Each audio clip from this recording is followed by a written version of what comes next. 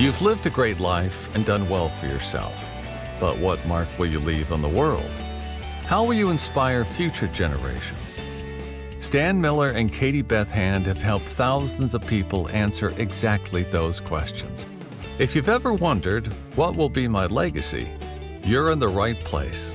Welcome to the Your Life, Your Legacy podcast.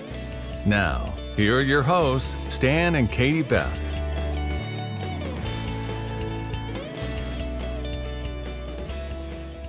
Welcome back to the Your Life, Your Legacy podcast with your hosts, Stan Miller and Beth Hand.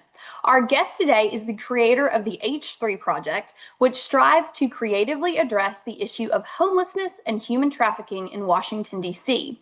We are really excited to welcome to the show Dr. Amy Angell. Amy, thank you so much for joining us. Thank you so much for having me here. I am quite honored, if not humbled, so thank you. So you have a very interesting background. We were talking about it a little bit before we started the podcast. So I was hoping to kind of kick off today by talking a little bit about all of the organizations that you've worked with in the past. You've lived all over the world and done really incredible work with a lot of different groups, including the Her Resiliency Center and a lot of other things. So tell us a little bit about your background and how that background inspired you and sparked your passion to create the H3 Project. Sure. So I definitely have a bit of an unusual background. My interest has always been, I've always been a firm believer, you can never have too many tools in the tool belt because you just never know when you need to pull them out. So with that in mind, I had a triple major in college, theology, philosophy, sociology, but then I did go on to earn my LLM in human rights law and get a master's in the theory and practice of human rights, which kind of spawned me in the direction of really looking at just the injustices in the world. And along with that, that took me to working in several locations, and as well as living in several locations. I did work with counterterrorism for almost 13 years. I spent 7.5 years in active war zones, 44 months in Iraq, 24 months in Afghanistan, as well as in the Palestinian territory and Israel proper. I've gone to school in a few different countries. I really feel like all that kind of shaped me into where I am now. The counterterrorism and human trafficking, my focus with that was creating and carrying out programs to rehabilitate and reintegrate terrorists. So change radical mindsets into moderate ways of thinking. But as we also know, a lot of terrorists trade people as favors to other terrorist organizations. And that was the human trafficking element. That brought me to DC. In DC, I was part of starting up a human trafficking outreach. DC is top 5 in the United States for human trafficking, unfortunately. And so here in DC, though, it's just such a different angle from a lot of the human trafficking I've done overseas, because here, DC is a magnet. It's a magnet. Everyone comes here. We've got a lot of high-level people, and they all want to have a good time, which drives up the human trafficking rate. But it also is a magnet for those that are mentally unstable. We have a higher percentage of those experiencing homelessness with mental instability than anywhere in the United States because we have all the draws for it. We've got the Capitol, we've got the White House, we've got the CIA, we've got the FBI, everything if you're off your medication. And when individuals are off their medication and they're at that vulnerable level, that's what the predators look for. And so it's closely intertwined, human trafficking with homelessness here in DC. And I worked for a couple other agencies in DC, but I found there was so much red tape. When you receive money from the government, there's so much red tape. And so by the time you got through that, what you wanted to accomplish was no longer necessary. You really needed to go another route. So I got a little bit frustrated with that and decided to start the H3 Project on January 1st, 2020. I purposely don't receive any money from the government. It's all other like 501c3s or individuals or business improvement districts that really want to make a change. That's awesome. And tell us a little bit specifically about the mission of H3 and some of the there's so many different things it addresses, but tell our listeners who may not have heard about H3 about some of the ways that it addresses, education-wise and homelessness and all of the pieces of the educational program that it has. Sure. So we're street outreach based, meaning 80% of our days are literally on the streets of DC, engaging with those that are most vulnerable. On the street, we do everything from order vital documents, social security cards, IDs, birth certificates, to signing folks up for SNAP and Medicaid. But we have a complete clothing closet and hygiene, so we deliver supplies on the street. We have a couple doctors shadow us a couple times a week, and they do medical on the street. Everything we do is with the end goal of getting folks into housing, getting them into some type of stability. But as we're well aware, the system's not fast and it's not always fair. And in most cities, DC definitely, you have to be on the street for at least a year, documented in the system to even be eligible for housing.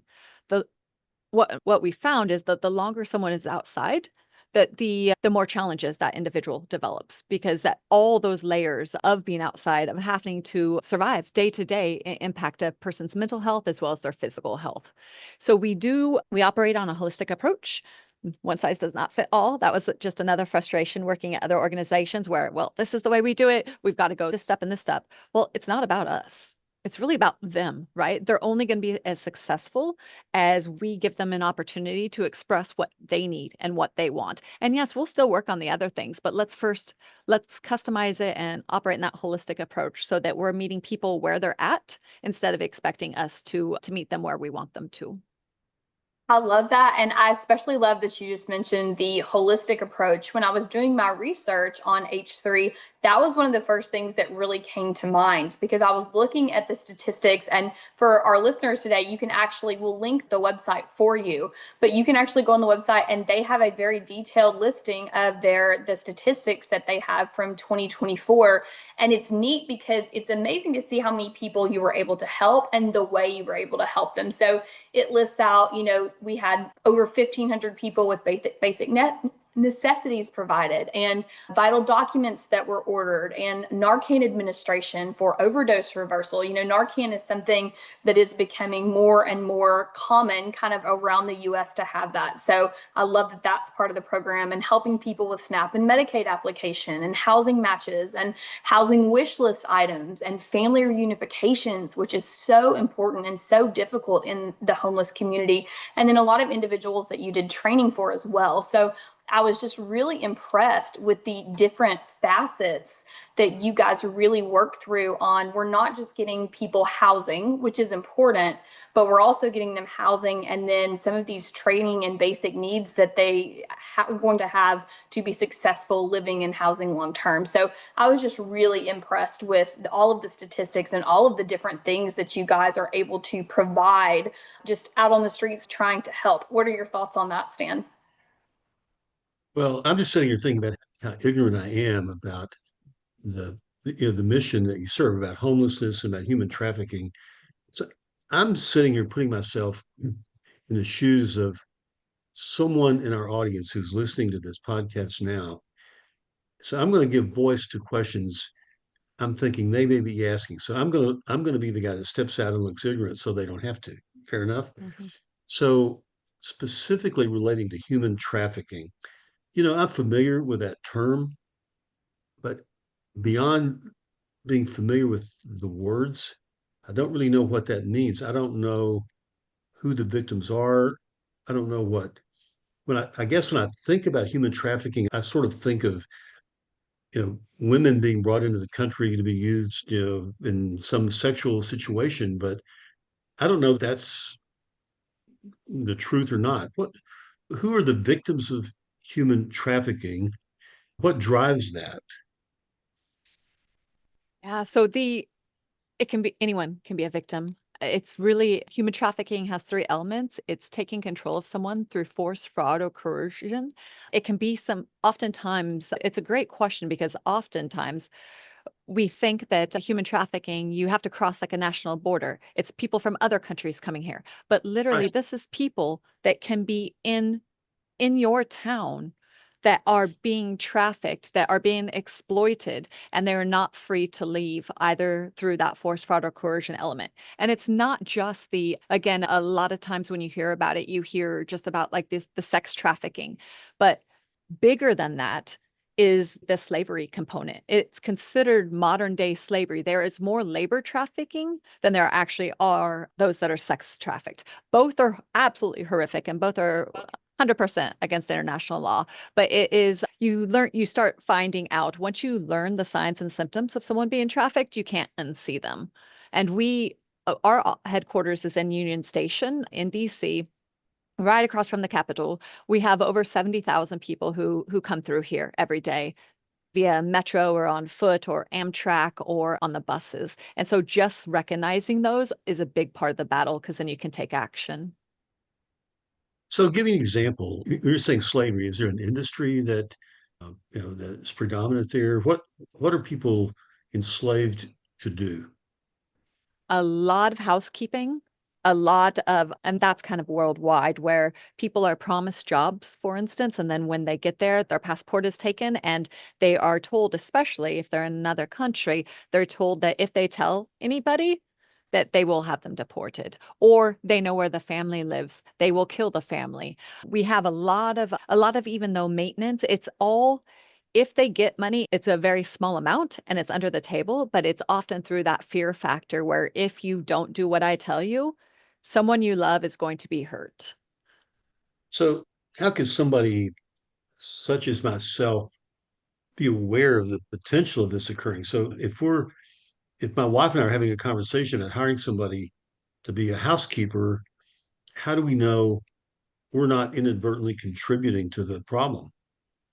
Well, if you're hiring someone, if you're paying them a living wage, if you are, if and those are all set by the states that you're in as well. If Mhm. you're paying them a living wage, then you're not contributing to the problem. Now, if you're hiring from, like, let's say, an agency and you're paying the agency an amount, talking with the individual, making sure you know where they're from, some common questions. So even it's not uncommon for folks to be trafficked into massage places as well as like nail places. Every time I have my nails done where I know it's someone I haven't dealt with before, I'll ask her, I'll be like, "Oh, hey, where are you from?" I'll strike up that conversation. I'll be like, "Oh, so have you been home recently?" Asking those questions and reading, 90% of communication is nonverbal. So even reading those nonverbal cues and seeing how they answer the questions, if they're uncomfortable, if they're looking around before they're answering the questions, those are all clues. But taking the Interesting. time to listen and to ask the questions and not just so many folks, it's easier sometimes not to ask those uncomfortable questions, but then that's contributing to our challenges. That's all very interesting. And, human trafficking is something that people talk about a lot, but as Stan mentioned, when you hear it on the news, it tends to be a lot of women and children. And the ones that really make the big headline news stories typically tend to be targeted more towards sex trafficking. So, this is a great conversation to have for our listeners who may not know anything about human trafficking, that these are things to look for. These are things to be aware of. These are things to pay attention to, whether you live in DC or in central Arkansas or wherever it is that you may be. One thing we do know about the human trafficking world is it's going on all over the place and it is happening in plain sight. And so I appreciate, Amy, you sharing kind of those tips and things to look for, because that's something that just doesn't really get talked about often enough. So to switch kind of from the human trafficking side specifically and back to H3 as a whole, although that's certainly a part of it, what is something that you wish, kind of from your experience with H3 and battling homelessness and trying to help these people, what is something you wish that the average person knew about homelessness? So somebody like Stan or like myself, probably most of our listeners, we've never had an experience with homelessness. That's not a community that maybe necessarily we have volunteered with before or worked with before. What are some things the average person probably doesn't realize? Well, I would suggest really homelessness happens. No child ever, as a child, says, "You know what? When I grow up, I think I want to be homeless." Or, "You know what? When I grow up, I want to experience some mental instability," or "I want a substance challenge." Life happens, trauma happens. There is a reason that people are homeless. And oftentimes there's several reasons. And so just taking the time to learn a person's narrative, it's incredible. I've done hundreds of surveys of those living on the street, and the narratives they give me when you take time to listen and to ask those questions, they consider it that everyone who does like survey where we're gathering information, they get a gift card. So they're very happy about the gift card. And so they think I'm helping them when really they're helping me. For instance, one female, she became homeless after she was riding a motorcycle with her fiance and they got hit by a drunk driver. He died. She was in a coma for 3 months. She came out of the coma and then she got hooked on opioids. She lost everything and she ended up out on the streets. Everyone has a story. Another female, her mom was her best friend and her mom died. She also sank into depression, lost her job, lost the house, and that's how she ended up out on the streets. Everyone has a story, and it's not always as simple as just why can't they, why are they using? Well, a huge failure of our system is Medicare and Medicaid do not transfer state lines. So if you think about how many new faces we get in DC every day, because again, it's that magnet when folks are off their medication, they come to DC and yet their health insurance doesn't transfer. I went to a CVS with a female that had newly arrived like 4 weeks prior from California. Went to CVS because she's like, I need to get back on my medication. I realize I'm off, went there, $72 for 1 month's prescription. If you're living on the streets, are you going to pay $72 a month for 1 month's prescription, or are you going to spend $5 for that J over there that will also quiet the voices? And that's what feeds into also the substance challenge, right? That it's the self-medication as people want to not hear the voices or not have that disorder. They're trying to do what they can to survive, but then taking the substance, as we know, what began as a choice no longer becomes a choice because your brain becomes hardwired. So what began as that choice, you're now hardwired for survival. So you ask someone, why don't they just stop drinking, or why don't they use that substance? I've literally had an individual, we were going to sign the lease for his place. He's going to be off the streets. And all it took was that individual walking by, giving him the nod, and he walked off in the other direction for the fix. So there's so many more complexities. It's not as easy as don't use it or don't do it. And, it's have patience and have that empathy, because that will go a long way. But most importantly, just listen. People don't always want everything from you. They want someone to show that they care and to give them that respect, because that's the hardest thing when you're out there not to have. So I think I know that this homelessness issue is an issue throughout the country. I've heard stories that some cities do a better job than other cities in providing real solutions. Can you tell me about some models that you know about, maybe yours, maybe others, that seem to work better? That somebody listening, for example, somebody listening to this podcast might live in a city, small town, whatever, where they have a homelessness issue, and they're in a position to be an advocate for a solution.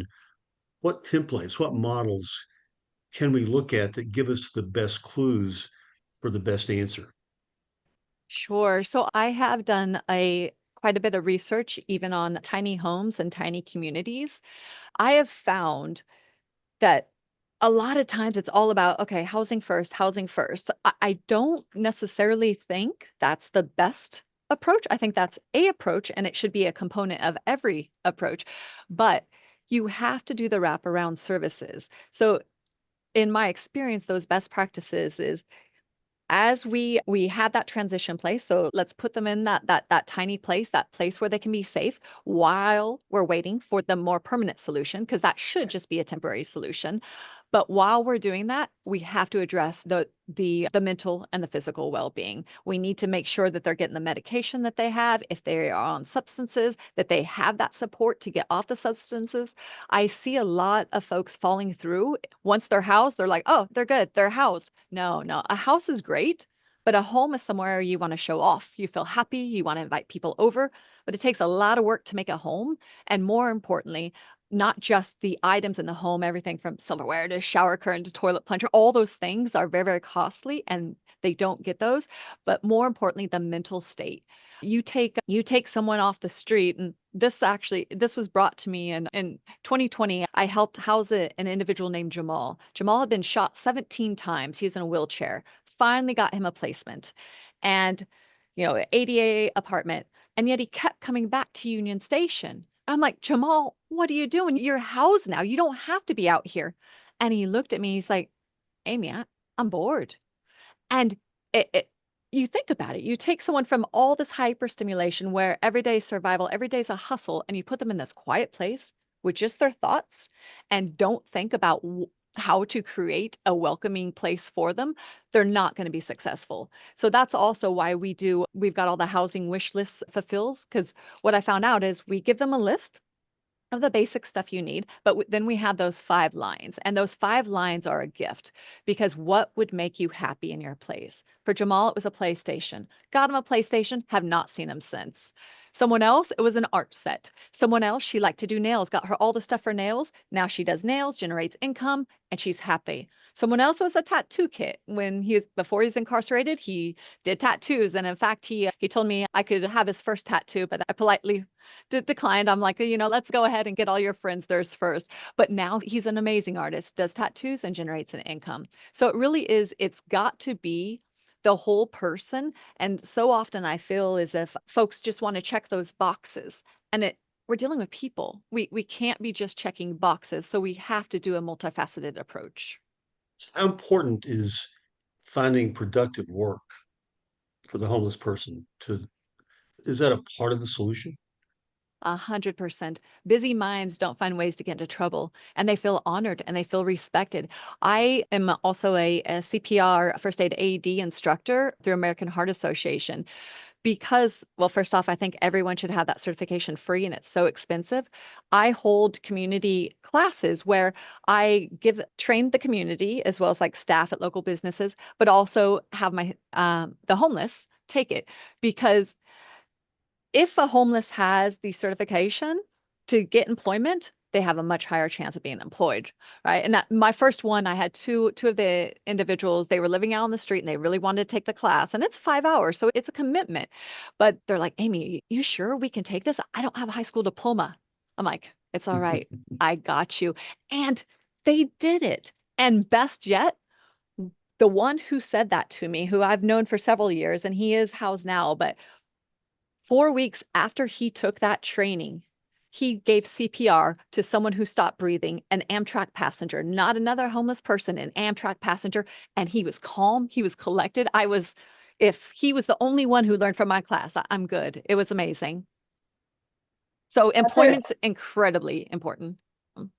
Yeah, because you're not just providing employment, it really does provide that purpose. And no matter what your backstory is, at the end of the day, all the statistics show at the end of the day, humans across the world, the same thing we all have in common is that we want a life of purpose.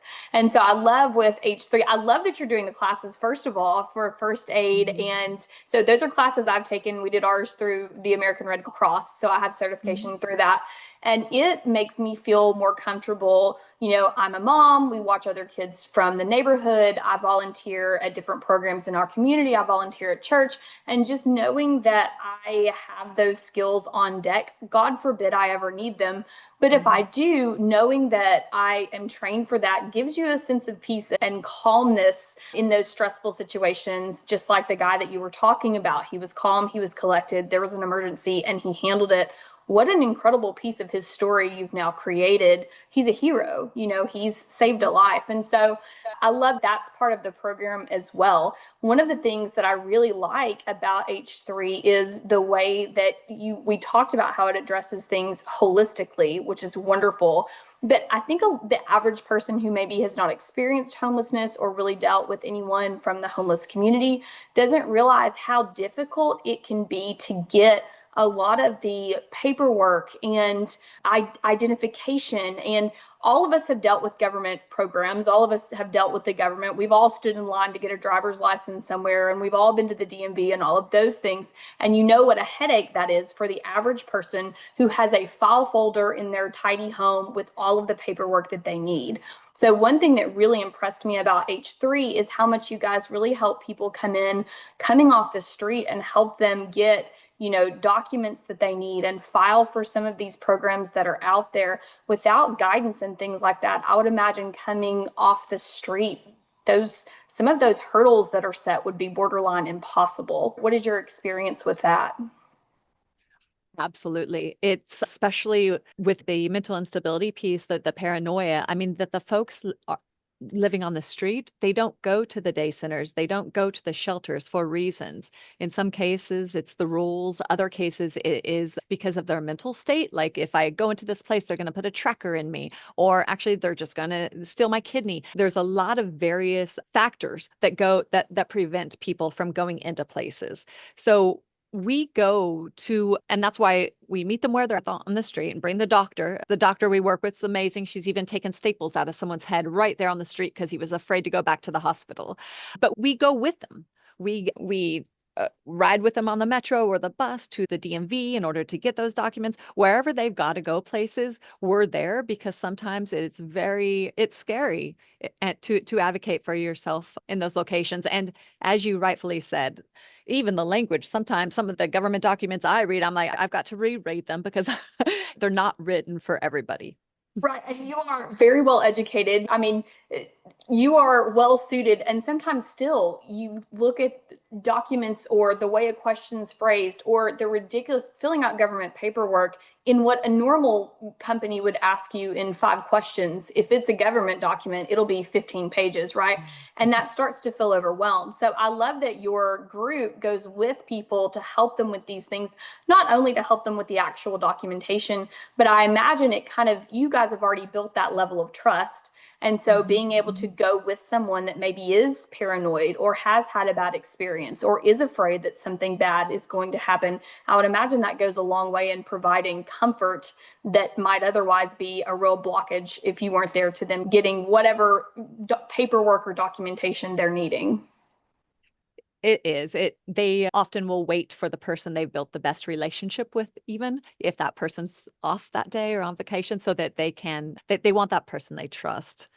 And the same with even for detox. When someone is ready, we are there. And at that moment, because they have to be willing to go, right? At that moment, whoever's with them, we will transport them there. I've gotten calls 2, 3 o'clock in the morning, just cussing me out, like, how could you do this to me? And it hurts a little, but it's expected, but by day 5, they're smooth sailing, and that's really our goal, to get them in the best version of themselves, because we know the person that they can be, and we want them to remember that and to see that again. Absolutely. So Go ahead, Sam. we're about to run out of time here, I know, but in the couple minutes we have left, I'm hoping that you can share a success story with me. People they're not here forever, right? They move on. And surely some of the people that move through the program emerge on the other side and do create success for themselves. I would love to hear a story about that. Sure. I've got a lot of amazing people out there. One individual, he had actually been born and raised in DC and had been through every detox center in DC. And, every time, you go to detox, if you're released to the very same situation that caused you to use in the first place, you're not going to be successful. It's very demoralizing. People expect you to be that person. And he came to me, he's like, you know what, Amy, this is just my life. I'm always going to be out here. I'm always going to use, because that's all anyone knows me as. And I was talking to him. I'm like, well, have you ever thought about going anywhere else? If so, where would you like to go? And he's like, "Well, I've never been to the West Coast. I heard Seattle's really nice. I'd like to go to Seattle." And so we got him an interview at a detox center in Seattle, Washington. They accepted him. We flew him there. He went through the detox. He was then housed. He's now employed. He's still sober. And this has been 2.5 years ago. Like, was able to get a job, get the housing, all while staying sober because he's able to reinvent himself, giving him that opportunity. And that's why we also look just for those opportunities, because people will be successful if you believe in them. They have to have people believe in them. And I mean, I've got loads of stories just like him, but him I am very happy about. And he still, contacts me every month to let me know that whatever day it is that he's still sober, he tells me the day, as well as how his job's going and new friends he met. He just started a basketball league, so I'm very excited for him. Very cool. I love that. Yeah, I would listen to stories like that all day if we had the time. I love hearing the positive things that come out of programs like this. Before we run out of time, I did want to mention to our listeners, if you are interested in getting involved with the H3 project, you can actually get online at h3projectdc.org. We will link that for you in the show notes. And at the bottom of the opening page, you'll find 3 different ways you can get involved. One is to donate financially. There's a way you can do that through the website. Also, if you're an Amazon shopper every day like I am, they actually have a wish list right there where you can click and find all sorts of really cool items that you can actually purchase from Amazon and send straight to the people needing it in DC. And then there's also a way that you can volunteer and partner with H3, send in ideas, or volunteer your time. And so if you're interested in H3 DC, if you're in that area, or if you'd like to donate, then that is the information to do that. So for our listeners, we just want to thank you guys for joining us. This has been the Your Life, Your Legacy podcast with your hosts, Stan Miller and Katie Beth Hand. And our guest today was Dr. Amy Angell. And to learn more about the H3 Project, again, you can visit h3projectdc.org. You can also find H3 Project on Facebook and Instagram, and we will link all of those for you in the show notes. And we just want to encourage all of our listeners to remember that, as Amy said earlier in the episode, everyone has a story. So pay attention to the people that you are interacting with and be sure you show that empathy. Amy, thank you so much again for taking time to be on the show. Thank you both. It has been a pleasure. Thanks for listening to the Your Life, Your Legacy podcast with Stan Miller and Katie Beth Hand. If you enjoyed the show, please rate, review, and subscribe on Apple Podcasts, Spotify, or wherever you get your podcasts. To find out more about Stan and Katie Beth, go to pinnaclelegacylaw.com. You can also find links in the show notes.